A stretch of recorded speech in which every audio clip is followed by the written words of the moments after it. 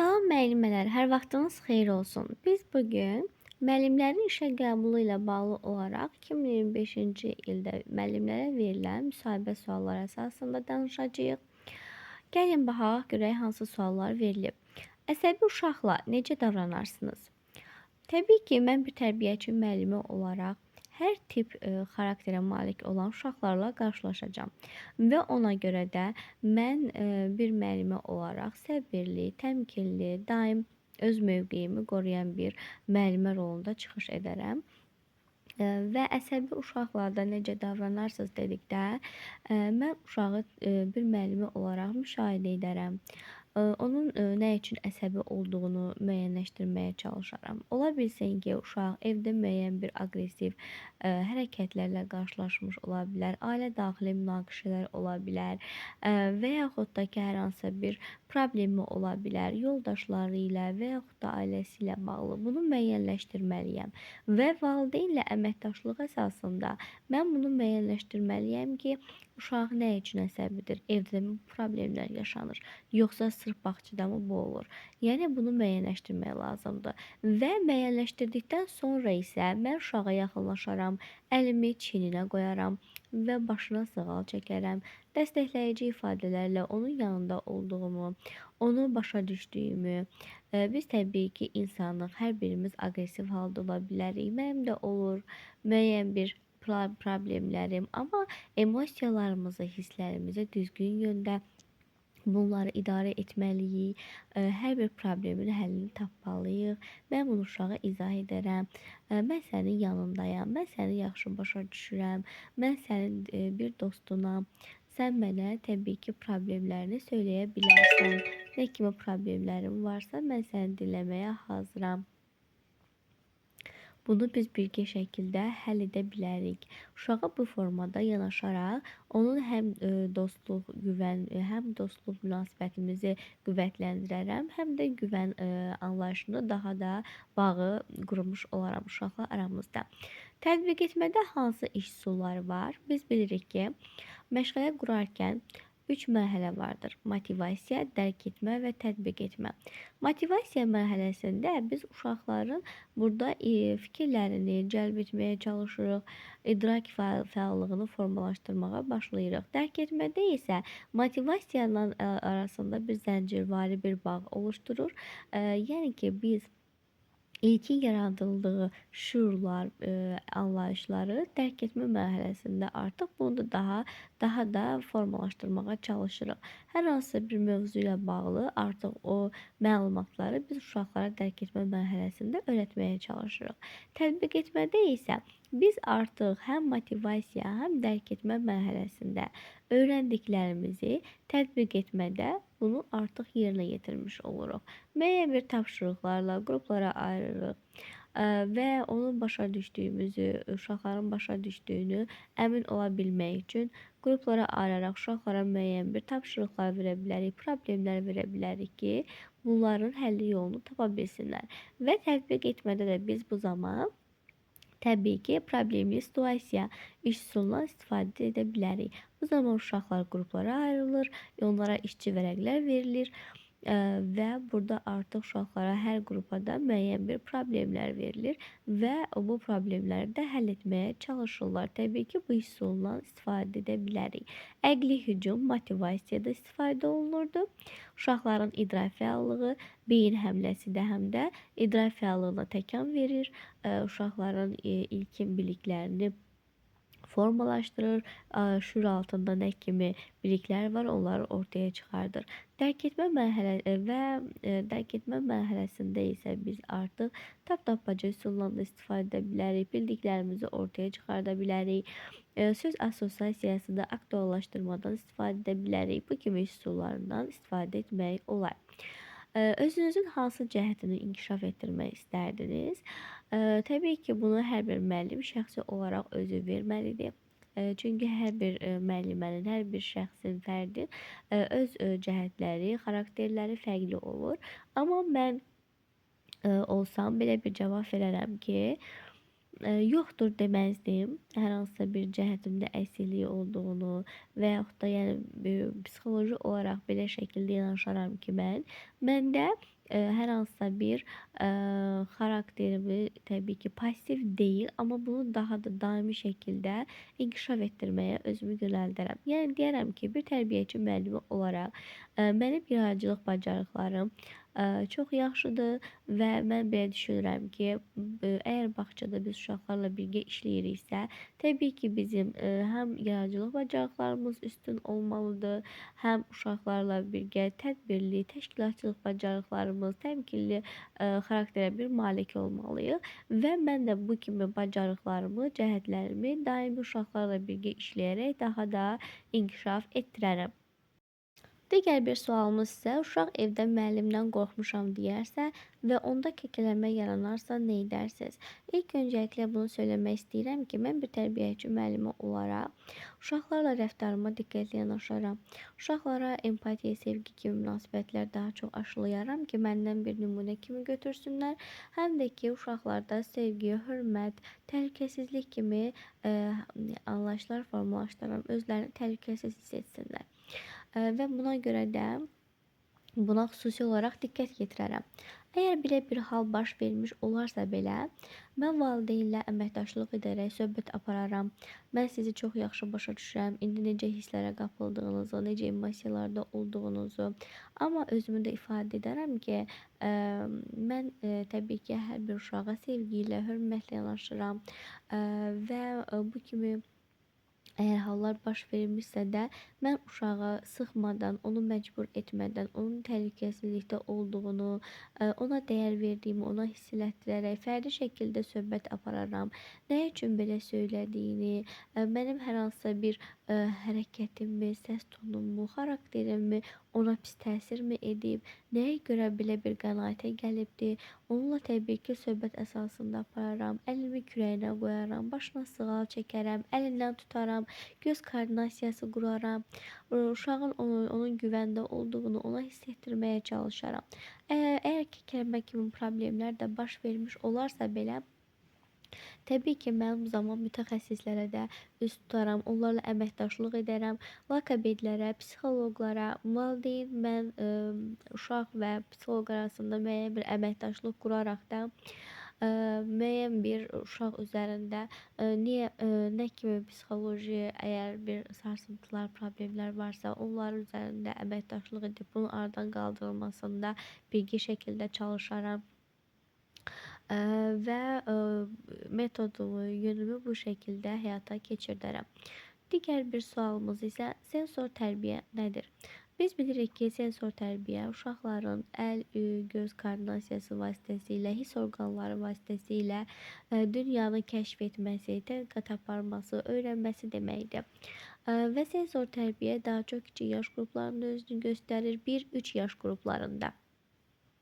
Və sensor tərbiyədə 1-3 yaş qruplarında özünü göstərdiyi zaman biz bilirik ki, uşaqlar bu zaman əllər vasitəsilə, oyuncaqlarla və yaxud da təbiətə o torpaqlarla və yaxud da təbiətə toxunaraq təbii ki, uşaqlarda artıq toxunma vasitəsilə, görmə vasitəsilə, dad bilmə vasitəsilə sensor tərbiyə artıq uşaqlarda formalaşır və sensor tərbiyə prosesinin uşaqlarda inkişafı ilə bağlı olaraq da bir sıra metodlardan istifadə edə bilərik. Məsələn, biz uşaqların gözlərini bağlayaraq belə bir fəaliyyət təşkil edə bilərik sensor inkişafla bağlı olaraq.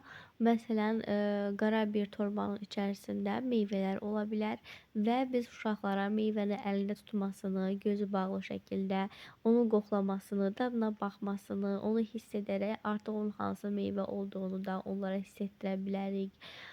Və təbiətdə gəzinti zamanı uşaqların təbii ki, torpağa, ağaclara, yarpaqlara, güllərə, onlara toxunaraq hiss edə bilməsini, onların da bir canlı olduğunu onlara hiss etdirməsini çalışaram. Yəni uşaqlar hiss etməlidirlər ki, bizim təbiətimiz də canlıdır. Artıq uşaqlar onu hiss edirlər. Kiçik yaşlarda gəzinti zamanı hansı fəaliyyətləri təşkil edərsiniz? Biz bilirik ki, kiçik yaşlı uşaqlarda daha çox Onlar maraqlı oyunlara daha çox meyilli olurlar və sərbəst şəkildə oyunlara, fəaliyyətlərdə özlərini daha çox rahat hiss edirlər. Biz kiçik yaşlarda gəzinti zamanı quşlara baxa bilərik. Onların uçuşuna, onların tüklərinin rənginə və yaxud da ki, ağaclardakı meyvələrə, güllərə, çiçəklərə, təbiətin oyanışına bu əsasında da fəaliyyətlər edə bilərik. Söz assosiasiyalarından istifadə edə bilərik. Uşaqlara müraciət edə bilərik. Uşaqlar ağaclarımız nə rəngdədir, yarpaqlar nə rəngdədir, neçə cür yarpaqların rəngləri var və yaxud da güllər nə rəngdədir. Bu şəkildə təbii ki, bu fəaliyyətlərdən də istifadə edə bilərik və yaxud da oyun proseslərindən həyata keçirə bilərik. Və digər suala keçirik. Uşaq uşağı dişləsə nə edərsiniz? Təbii ki, bir tərbiyəçi müəllimi olaraq çalışdığım qədər uşaqlarda nəzarət prosesinə diqqət yetirərəm və çalışaram ki, uşaqların hər birinin təhlükəsizliyini həyata keçirim. Əgər uşaq uşağı dişləsə belə, bu zaman hər iki uşağa neytral şəkildə yanaşaram. Hər iki uşağı ayıraram və o uşağın hərəkətinin düzgün olmadığını ona izah edərəm. Və dişləmək yaxşı bir hərəkət olmadığını, ona xəsarət yetirdiyini, uşağa empati yaradaraq onu formalaşdıraram. Və onları artıq həmən uşağa müraciət edərəm ki, sən dostuna düzgün hərəkət etmədin və dişləmək doğru bir hərəkət deyil. Biz kimisə incitməməliyik və bizə əgər incitilmək xoş olmursa, biz digər yoldaşlarımızla incitməməliyik. Uşaqda artıq empati bacarığında, hisslərində mən formalaşdırmış oluram və uşağa da müraciət etməliyəm ki, əgər biz kimisə incidiriksə, onu narahat etmiş oluruqsa, biz bu zaman nə deməliyik yoldaşımıza?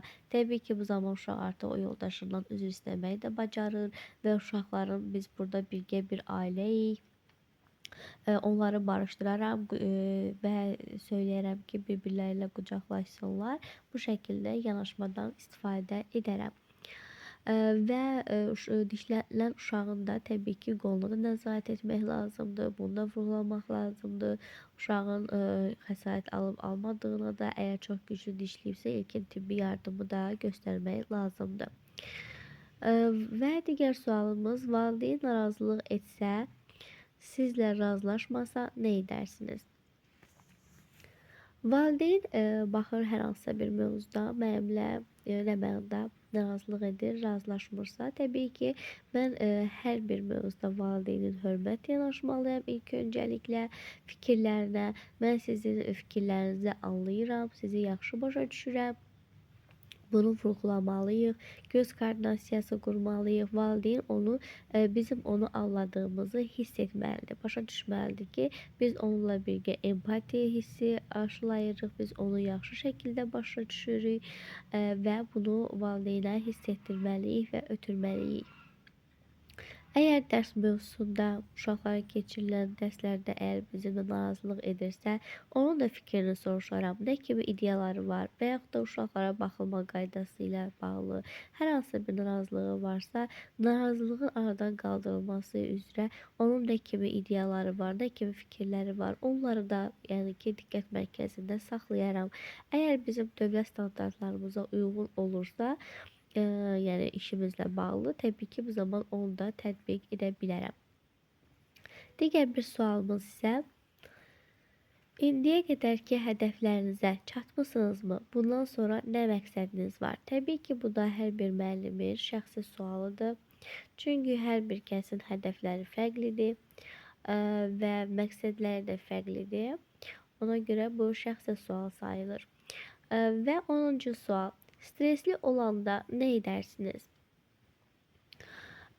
Demək, mən çalışaram ki, öz fəaliyyətimdə daimi uşaqlarla sevgi içərisində, empatiya, hörmət içərisində yanaşım və stresli mənim həm də peşəm elədir ki, mən uşaqlarla birgə stresimi də atmış oluram. Əgər stresli olarsamsa belə, mən uşaqlarla oyunlarda, fəaliyyətlərdə, onlarla birgə uşaqlaşaraq stresimi də atmış olaram. Bu həm də mənim işim mənim üçün ən böyük töhfələrdən biridir. Çünki mən belə fikirləşirəm ki, bir tərbiyəçi müəllimə uşaqlarla əgər işləyirsə, təbii ki, onlarla birgə uşaqlaşır, onlarla birgə oyunlarda, musiqilərdə, fəaliyyətlərdə iştirak edərək sevincli olur, xoşbəxt olur. Çünki hər bir uşağın üzündə gülüşdür, təbəssümdür görmək və hər bir müəllimə motivasiya vermiş olur. Və uşaq aqressiv davranarsa nə edərsiniz? Elə birinci sualımızla oxşardı. Əsəbi uşaqlar necə davranarsınız? Digər bir sualımız, valideyn vaxtında uşağı götürmür. Bu zaman nə edərsiniz?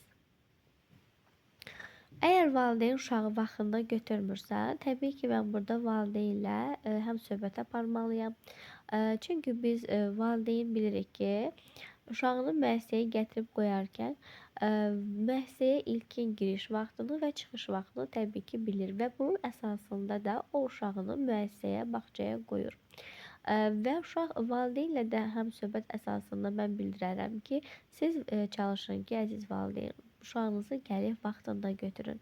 Çünki sizin vaxtında gəlib götürməməyiniz uşaqda istər-istəməz psixoloji, yəni ki, təklik yarada bilər, psixoloji sarsıntılıq yarada bilər.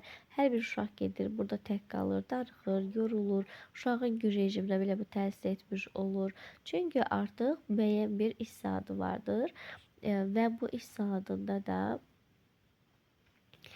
işçilər getdiyinə görə də biz daimi olaraq da təbii ki, uşağı oturub gözləyə bilmərik ki, valideyn nə zaman gələcək. Bu istisna hallarda təbii ki, gözləyə bilərik və yol tıxacı olarsa və yaxud da hər hansı bir problem yaranmış olarsa, valideyn zəng edib bizə müraciət elədiyi zaman təbii ki, istisna hallarda biz onu gözləyə bilərik. Amma davamlı şəkildə valideyn gəlib uşağını göz götürürsə, biz bunu valideynlə söhbət əsasında həll etməyə çalışmalıyıq. Əgər bu davamlı şəkildə yenə baş verərsə, biz bu zaman rəhbərliyə də bildirməliyik və o da müəyyən bir tədbirlərini görməlidir. Və digər bir sualımız, inkişaf yönümlü didaktik prinsipin adı niyə elədir? İnkişaf yönümlü didaktik prinsipin adı niyə belədir? Gəlin bunun da haqqında danışaq. Çünki inkişaf yönümlüdə nə idi? Formativ və summativ qiymətləndirməkdir. Biz uşaqların bilik və bacarıqlarını daim inkişaf etdiririk. Daim onların inkişafını izləyirik. Uşaqlara müəyyən bir bacarıqlar ötürülür. Və buna görə də uşaqlar daim inkişafda olduğu üçün, bacarıqlar əldə etdiyi üçün, fəaliyyətlərdə iştirak etdiyi üçün, buna görə də daim uşağın inkişafı ilə bağlı olduğu üçün artıq bu inkişaf yönümlülüyü adlandırılır. Bağçada uşaqların yeməyini yeyərsinizmi? Təbii ki, xeyr. Biz bilirik ki, bağçaya yeməklər dövlət tərəfindən göndərilərkən bunların hər biri uşaqların sayına uyğun şəkildə göndərilir. Və uşaqların sayına göndərildiyinə görə də burada biz tərbiyəçi müəllimə olaraq uşaqların qidalarına toxunmamalıyıq və uşaqların sayına uyğun olaraq da müəssisəmizə bu qida gəlir. Və sizə qayıdıb desələr ki, bəs o zaman siz nə edərsiniz? Yəni ki, uşaqlar yeyir və siz hansı qidalar yeyirsiniz, uşağın yeməyini yeyərsinizmi? Təbii ki, xeyr. Əgər mənim iş fəaliyyətim səhərdən günortaya qədərdirsə, səhər-səhər evimdə yeməyimi yeyib gəlirəm. Əgər günortadan axşamacandısa, yarısmin, bu zamanda artıq mən günorta yeməyimi yeyib işimə gəlmiş oluram. Əgər tam ştatdırsa, bu zamanda mən yeməyimi özümlə gətirirəm. Uşaqların yuxu saatında artıq öz yeməyimi də yemiş oluram. Yəni müəssisədən biz yemək yemirik. İnklüziv təhsil nədir? Biz bilirik ki, inklüziv təhsil hər bir uşağın maddiyyat baxımından, sağlamlıq baxımından bərabər hüquqlu şəkildə təhsil ala bilməsidir. Və sağlamlıq imkanı məhdud olan uşaqların da cəmiyyətdən müəyyən bir mövqe tuta bilməsidir. Onların bərabər hüquqlu hər bir şəxslər kimi də cəmiyyətdə iştirak etməyini sağlamağımızdır. Və 4 mərhələsi var: diskriminasiya, seqreqasiya, inklüziya və inteqrasiya. Və gəlirik muttizm. Muttizm isə budur ki, biz bilirik ki, muttizm dedikdə uşaqlar olur ki, danışa bildiyi halda sosiallaşmırlar, sosiallıqdan kənarda qalırlar. Və bunun da iki növü vardır: selektiv və total. Və selektiv budur ki, daha çox yayılmış formalardan biridir. Selektiv demək muttizmdə budur ki, burada görürük ki, bir çox valideynlər olur. Görürsən deyir ki, uşağım mənim deyir evdə yaman dəcəldir, səsini kəsmir, amma gəl ki, məktəbdə girib danışmır.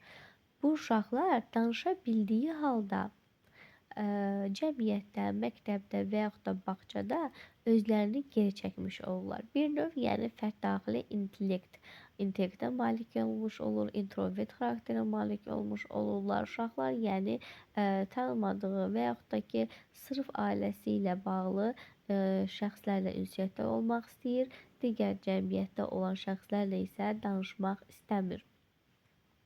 Bu selektiv adlandırılır.